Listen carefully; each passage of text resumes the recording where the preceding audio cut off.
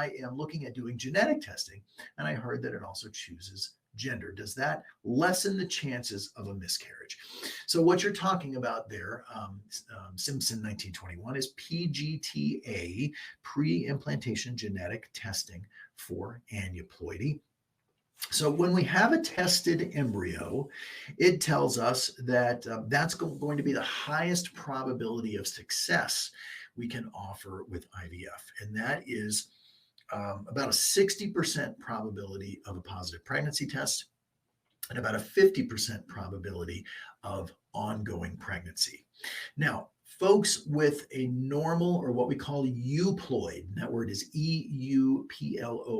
Euploid means chromosomally normal.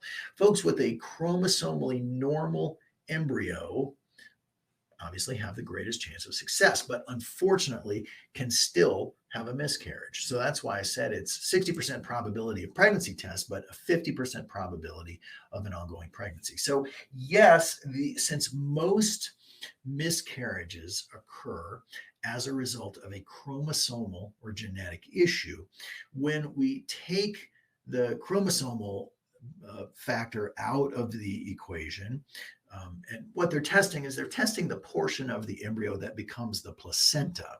So it's not a perfect system. They're not taking a piece of your baby and doing the biopsy. It's what's coming from the placenta. So it's the outside of the embryo, and that's what's called the trophectoderm.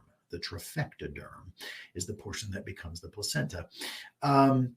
So not a perfect system, but yes, it certainly decreases the risk of miscarriage, but doesn't eliminate it entirely. Also, given that since miscarriage is most commonly due to genetic problems, for folks with recurrent pregnancy loss, we usually do recommend IVF with PGT testing because we can eliminate those embryos that are chromosomally abnormal, and that should decrease the risk of miscarriage. What does that cost? CNY has a fee for each of the embryos biopsied, and I don't know exactly what it is. It's not a whole lot, but the lab that we use is called Cooper Genomics, and Cooper Genomics has basically a package that you can purchase. And I believe, and forgive me if I am incorrect here, but I believe it's about $1,500 for up to 8 embryos. I never like to talk about cost of things with people because that is completely outside my department, outside my wheelhouse, but I believe that's what I've been told.